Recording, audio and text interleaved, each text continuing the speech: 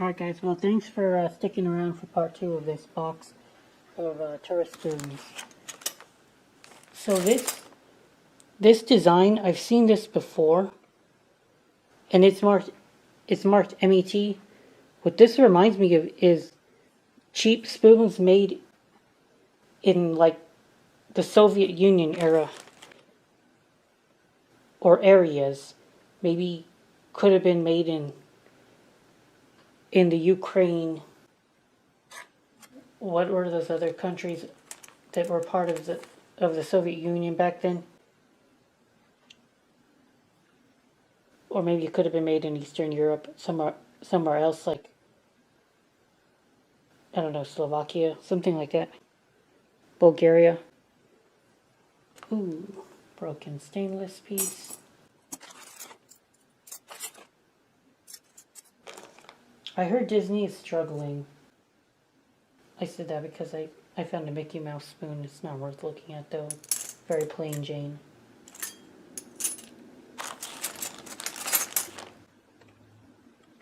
White Orchid baby spoon. See, even when they're not tourist spoons, but they're baby spoons, that's still worth something to me because I can sell them individually. Especially from a pattern like White Orchid. There is writing here. No clue what this is supposed to symbolize. But I do see the letters NR, the numbers 151, SG, EMEU. EMEU. Is that like a university? Huh. Whatever. Very weird one. Just put it near the springtime spoon.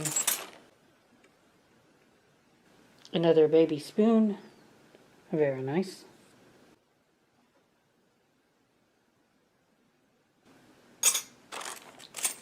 I didn't even buy this for baby spoons, but a little baby spoon collection is piling up now.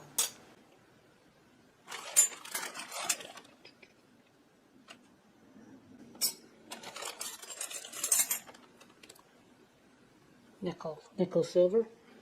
Nickel silver is fine. I like to find it because nickel is valuable. It's more valuable than people think. It's like $20 a pound if you get pure nickel. The nickels that they use in batteries, and you have to purify it really well.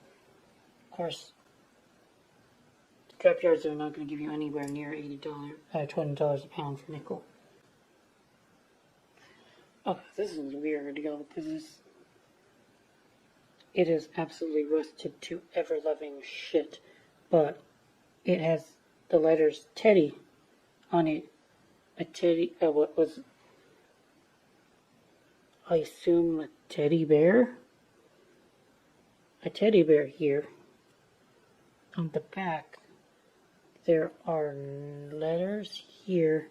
Yeah, this is the kind of thing that's either worthless or worth something because it's antique. It could date to when Teddy Roosevelt created the teddy bear. It was made in 1907, and right now, as of October 2023, people are trying to get $40 to $55 for the pair. So yeah, these are definitely collectible and vintage, but unfortunately, I do not have the other piece with this set, and mine is complete garbage. It would need to be replated, which is very expensive. This one commemorates Mount St. Helens. That's neat. Didn't expect to find that.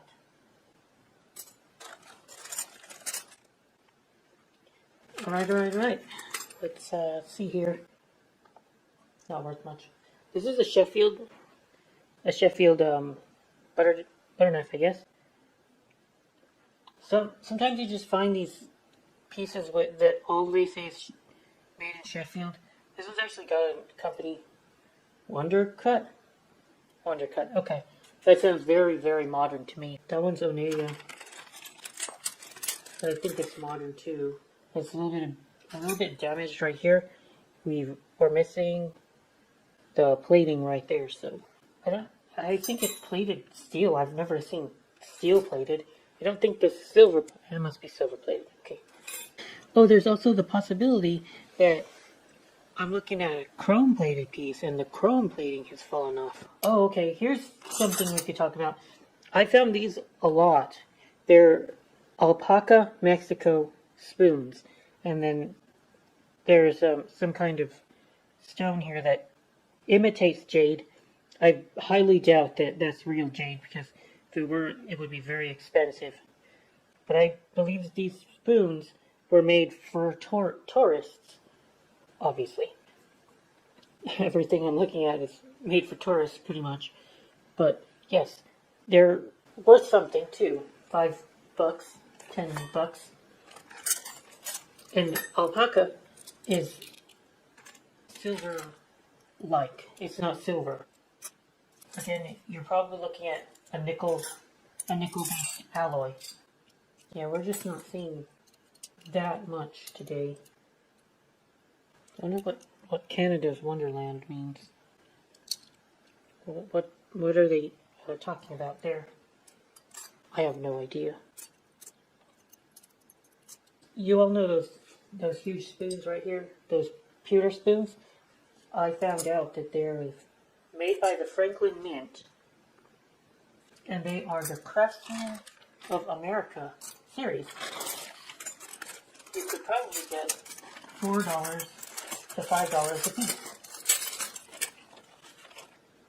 People who have the entire set, and I don't know if I have the entire set, because the entire set is 18 spoons, and I've got 1, 2, 3, 4, 5, 6, 7, 8, 9, 10, 12 spoons showing right now, but there's still an entire half of this box to look at.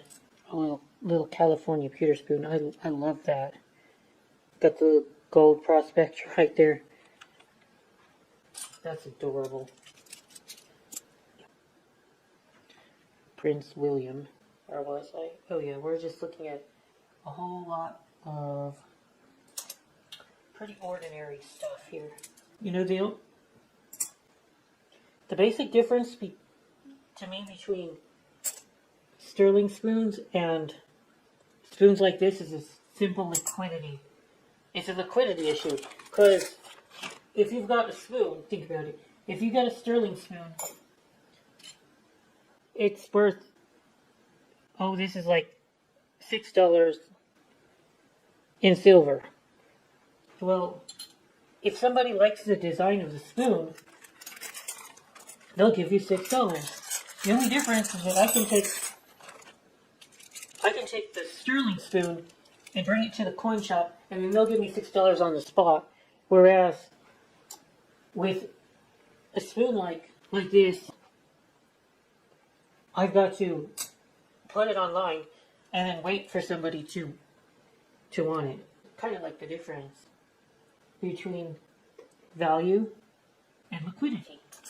Because the silver is so small that it's such a small amount of silver that the value of the item is that it is a spoon and you can use it to eat, right? Or you can use it to remember your lovely trip. In terms of Frankenmuth. Where the heck is Frankenmuth? Okay, we've got another one of those. I think I do have the entire set of Frankenmuth spoons. So that alone, if I have all 18, I can sell it as the entire set and get probably 100 or more. That's almost the entire box right there. Oh, look at this one, guys. Now, that is badass gorgeousness. That is so cool. That wolf is amazing. Now, you've got a third sterling spoon to add to the sterling pile. Another baby spoon to add to the baby spoon pile. I like this one, but I don't think it's worth anything.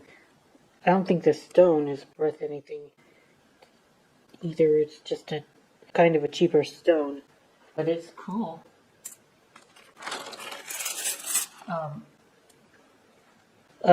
Somebody who enjoys geology might might like that. This spoon says LYS, White Lily, Quebec. Here's another one of those, but a different stone. That was a pretty spoon. Peloton, it says.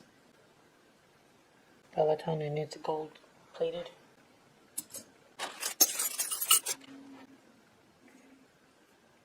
Another pewter spoon. Very, very ornate rabbit. The pewter is treating me a lot better than the silver today. We just ain't finding any silver worth a damn. But the pewter is delivering. Aloha Hawaii. Golden spoon with the pineapple. That's always nice to find. Oh, and this one's gorgeous too. Cairo. It does look like it's sterling, but it's actually plate. This could have tricked me. Okay, so this one is Joan of Arc, International Sterling. That could be worth a lot because of the pattern. I believe it is. It is a baby spoon. I'll put it in a sterling pile too. So we're up to four sterling spoons, and I don't think this is a spoon. Goodness, there's so much of this royalty crap. That was Charles and Diane.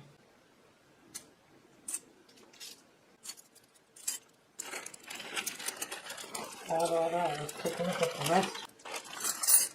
Okay. This is confusing.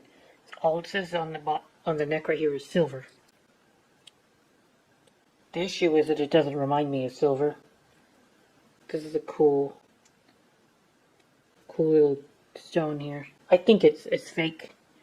I believe it's fake, but I'll take it to the shop to authenticate it. I'll put it in a maybe category.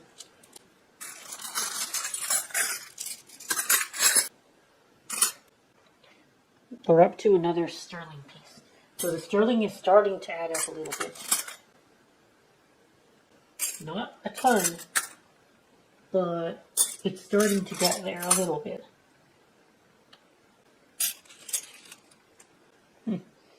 This is a Rocky from the Rocky and Bullwinkle show. That could be worth something to a collector. Maybe.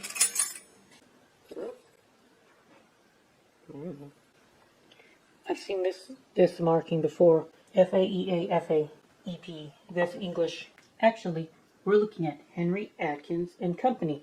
And their markings are HAEAFA. Now, Henry Atkins and Co., they were a prominent Sheffield company. They made a lot of knives and flatware. And their stuff can still go for a good premium over regular silver plate. Appledorn. Where is Appledorn? No, never heard of that place.